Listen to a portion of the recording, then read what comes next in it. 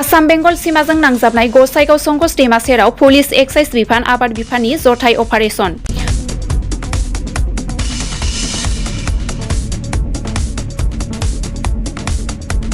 नंगौ, गसाइगाव महकुमानि सिङाव थानाय सोनाब बेंगलनि साखाथियाव थानाय संकस दैमानि सेराव आयेन बेरेखा आफिं आबाद मावनायखौ फोजोबस्रांदों। गसाइगाव महकुमा पुलिस मावख'गिरि हिरेन कुमार देखानि दैदेननायाव मोनसे गिदिर हानजाया आफिं आबाद मावनायखौ ट्रेक्टरजों हालेवनानै नष्ट खालामो। पुलिसनि मोनसे हानजाया आयेन बेरेखा आफिं आबादखौ फोजोबस्रांनो थाखाय जाथाय जायगायाव सौहैयो आरो आबाद मावनायखौ फोजोबस्रांदों।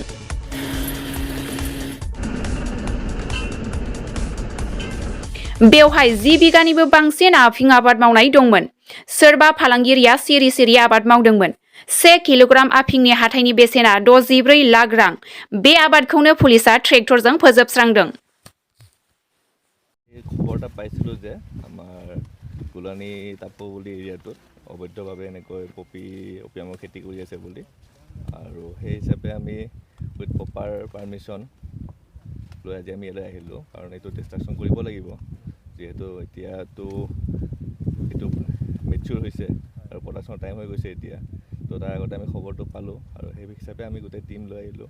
আমাৰ লগত মেজিষ্ট্ৰেট ছাৰ আছে, আমাৰ লগত এক্সাইজৰ মানুহ আছে, আমাৰ লগত এগ্ৰিকালচাৰ ডিপাৰ্টমেণ্টৰ মেডাম আহিছে।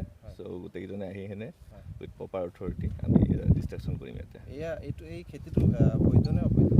এইটোতো এতিয়ালৈকে জনামতে মাটিখিনি অনাৰ মণ্ডলে যিটো ক'লে চৰকাৰী মাটি বুলি ক'লে এতিয়ালৈকে, আৰু অবৈধ খেতি আমাৰ, কাৰণ যোনটো পাৰ্মিশ্যন আছে আমাৰ অসমতো নাই। মধ্যপ্ৰদেশ আৰু ৰাজস্থানৰ বৰ্ডাৰ এৰিয়াত আছে পাৰ্মিশ্যনটো, কিন্তু আমাৰ অসমত এনেকৈ কাল্টিভেশ্যনৰ পাৰ্মিশ্যন নাই। আৰু ইয়াতে যোনে কৰি এইটো অবৈধভাৱে কৰিছে। কিমান বিঘা হ'ব?